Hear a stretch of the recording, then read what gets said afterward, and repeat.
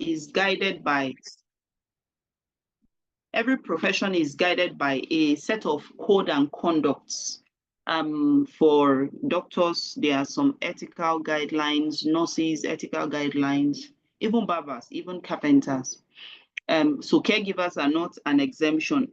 Ethical guidelines is more than good character, is more than morals. Ethical guidelines essentially are what would allow you to practice safely with the best intention of your patient or client at heart.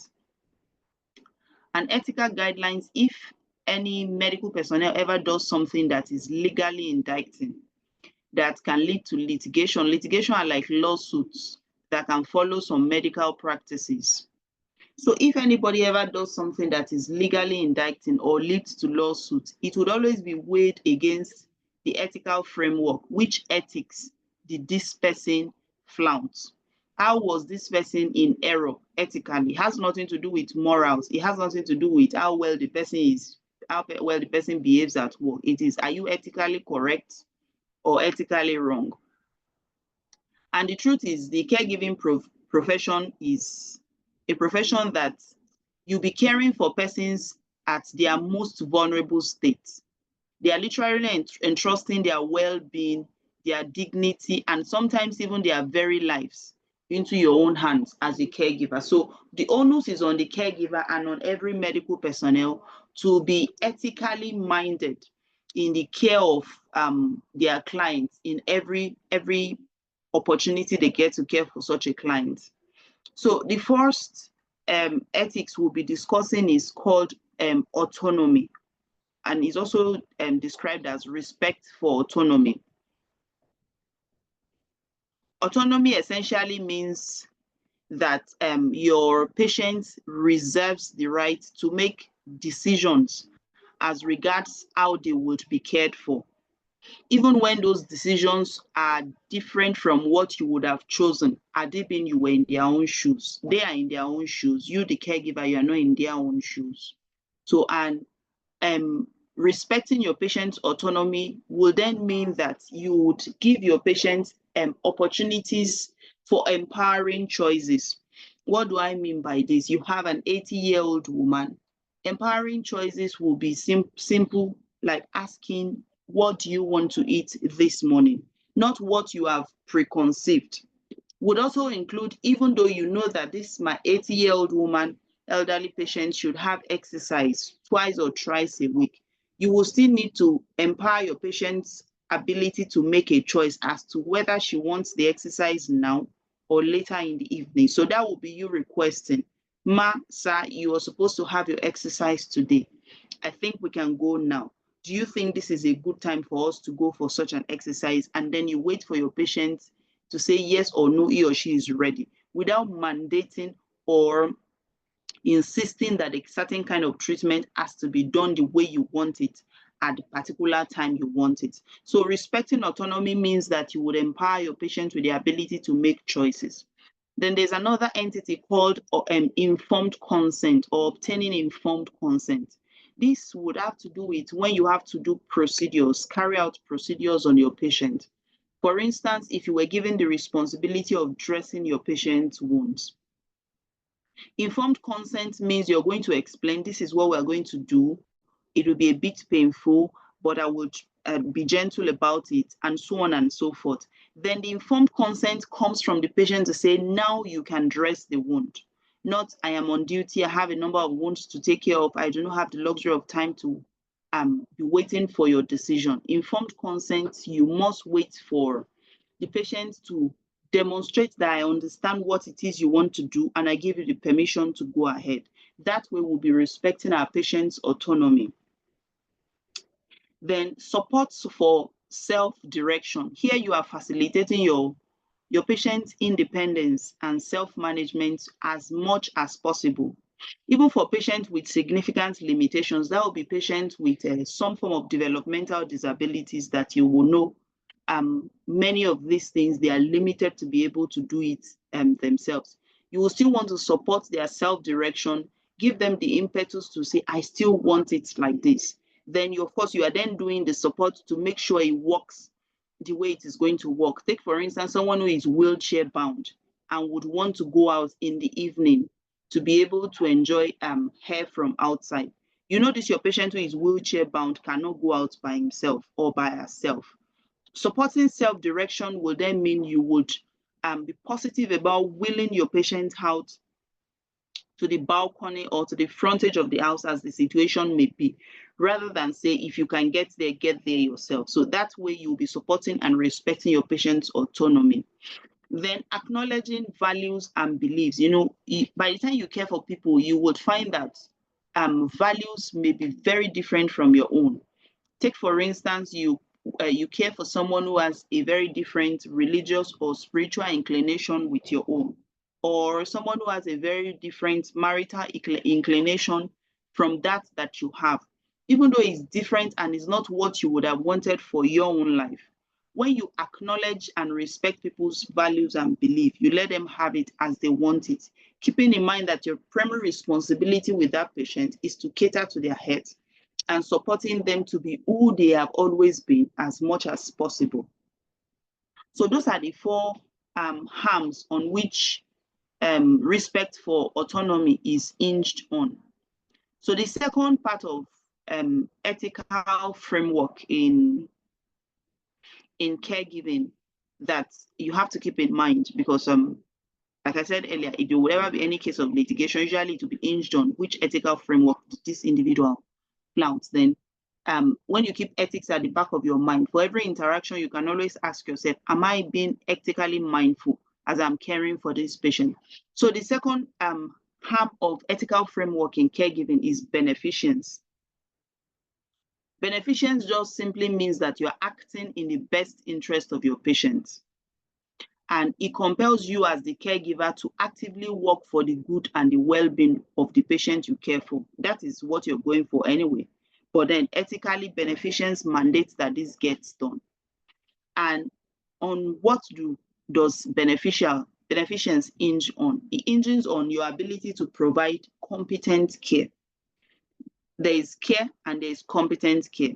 There are informal caregivers like relations, cousins, and neighbors on the street and the likes. But you, the professional caregiver who has been adequately trained and equipped, you are expected to be competent and be able to deliver the responsibility that is delegated to you with the best of expertise. That is where beneficence comes in. So the onus is on you to craft your skill so well that you are as good as you can get. Then beneficence also means that you would be promoting your patient's well-being. So, you're not just there to address physical needs, assist with activities of daily living. No, you would also be there to cater for emotional, social, and sometimes spiritual well-being. So, and this one might include getting your patient involved in meaningful activities.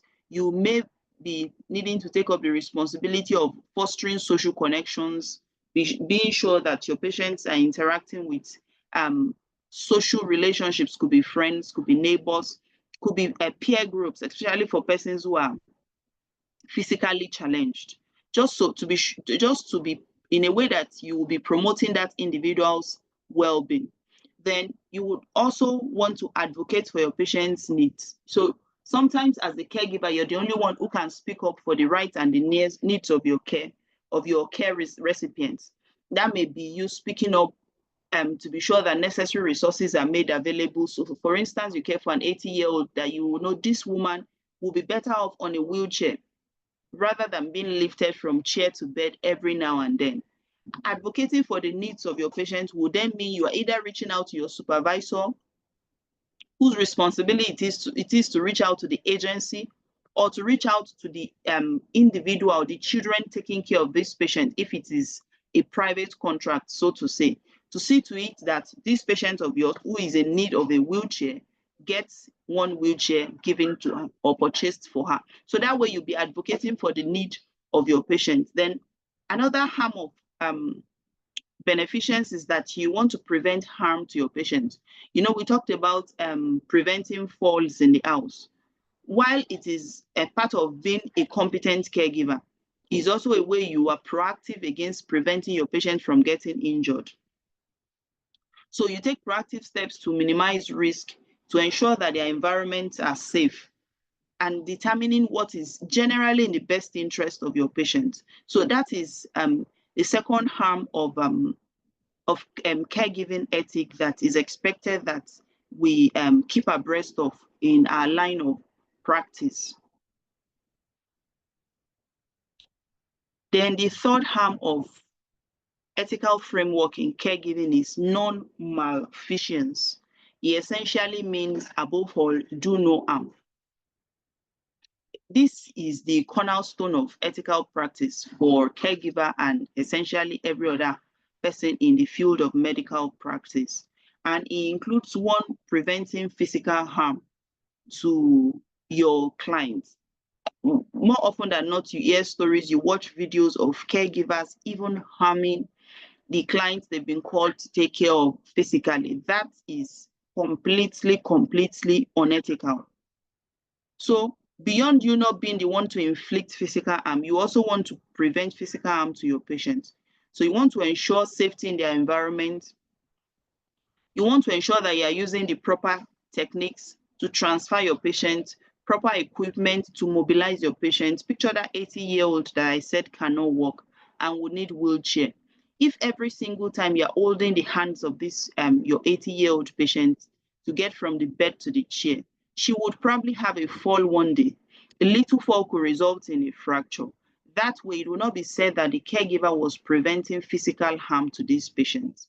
So being proactive in the care of your patient such that your patient never experiences physical harm is essential as you practice non-malfeasance. Then you also want to be vigilant for signs of injuries or illnesses. It could even be a patient who is bedridden and then begins to develop bed sores. Those are wounds on the pressure areas. Could be in the buttocks, could be under the elbows, could be under the heel, could be on different parts of the body. You, the caregiver, must be proactive to observe that some of these things are going on and be able to give the first necessary care in such a situation. Then you also want to avoid emotional and psychological harm. So you want to treat your patient with respect, you want to treat them with dignity, you want to avoid demeaning languages or actions to the individual you're taking care of. You want to be sensitive even to the emotional needs of your patient. So even if you're taking care of a 100-year-old who is senile, who is demented or has Alzheimer's disease and cannot remember a lot of things, so your 800-year-old patient may be acting like a 4-year-old child. It is still on you to remember that this patient is not a child. This is a 100-year-old elderly woman who should be treated with respect and dignity, regardless of any medical challenge she may be struggling with in her old age. Then, of course, when you observe cases or situations where there is abuse and neglect is commonly expressed by persons with physical disabilities, mental disabilities, or children with developmental disabilities. And you, the caregiver, many times will be the first person to observe such signs. You observe such signs, you already know the drill. You reach out to your supervisors. You don't neglect or ignore such. That will still be counted as you neglecting the care of your patient in this case. Then the fourth arm of caregiving ethics is justice. Justice in this sense essentially means ensuring that there is fairness and equity in the care of your patients. It demands that you as the caregiver, you treat all the individuals that you have been called to treat fairly and equitably, without bias or discrimination, regardless of the age of the person, the gender of the person, the race of the person, the religion of the person, the socioeconomic status. Is he a poor person? Is he a wealthy person? Or even the nature of their condition.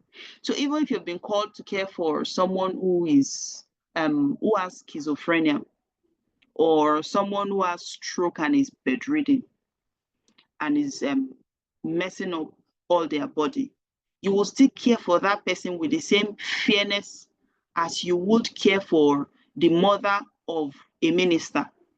Even if the mother of the minister can do everything for herself and she's not constituting so much stress to you as this individual with stroke is, The principle of justice demands that you treat the two of them fairly, without considering that this individual is highly placed with some net worth, and then giving some preferential treatment to such an individual at the detriment of the other patients who may not have so much to offer. So the principle of justice demands that we exhibit fairness and equity in the care of our patients. And that would then mean fair allocation of resources.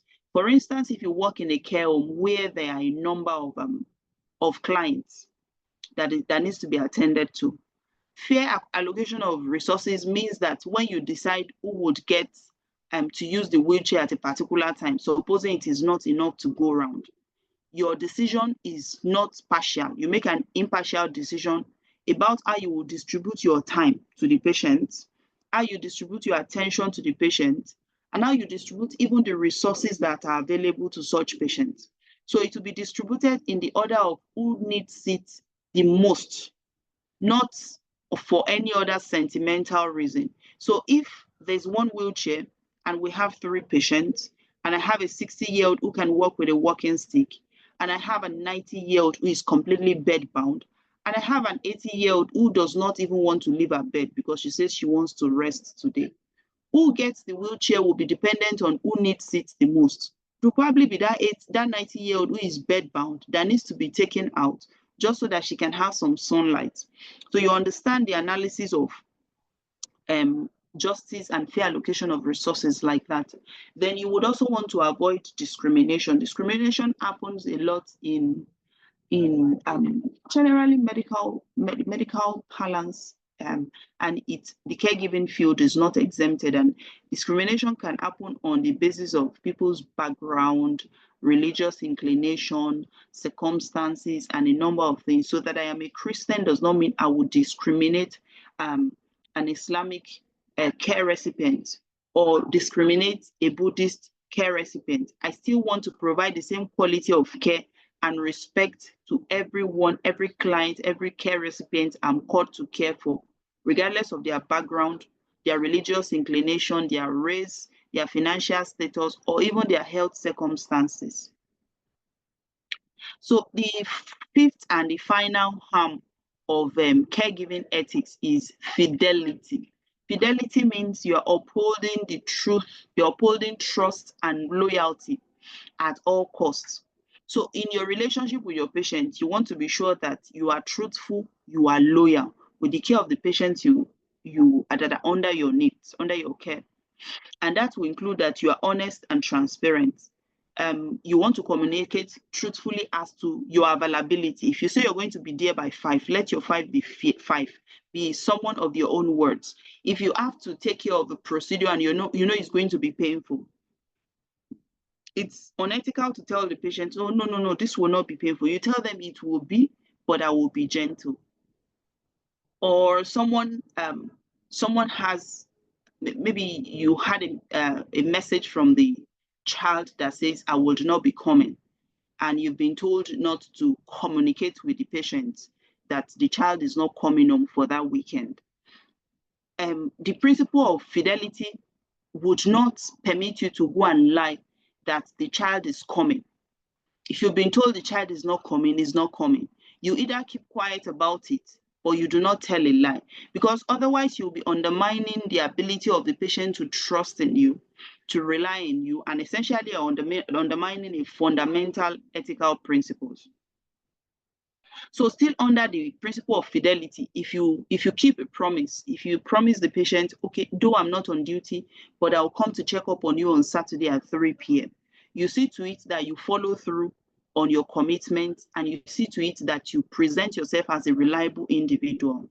Then still on the principle of fidelity, you want to maintain your patient's confidentiality. So you are protecting your patient's privacy of personal information, privacy of their own physical body, and you only share information on a need-to-know basis. On a need-to-know basis with your supervisor or with your patient's children or relations. And such information on a need-to-know basis would be with appropriate consent, that you've taken permission, you've spoken with the patient, and the patient understands all that you're going to say and gives you the consent to go ahead in such a situation. Then still the principle of fidelity means that you are establishing and maintaining professional boundaries.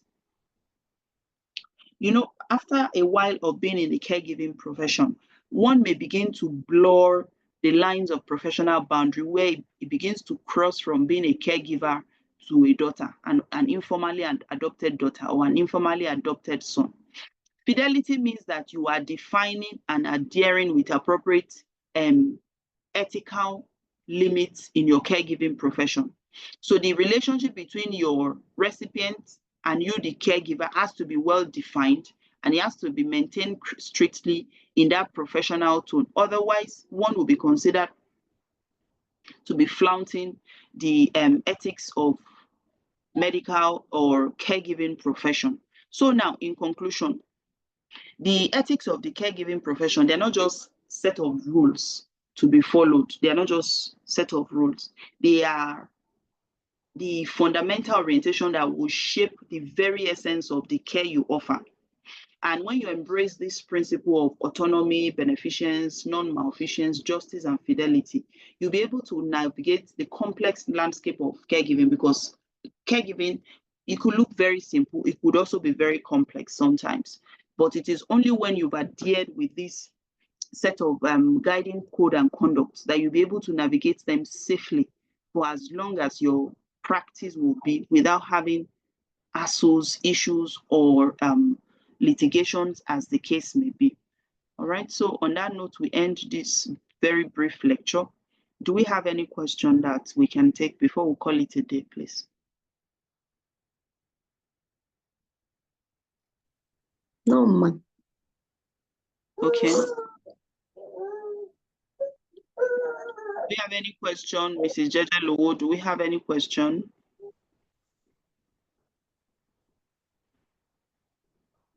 No, ma. All right. Okay, thank you very much. Enjoy the rest of your weekend. So admin will reach out to you with a plan for the next module for next month, and then would also send the video links to you. Have a wonderful weekend. Regards to your family.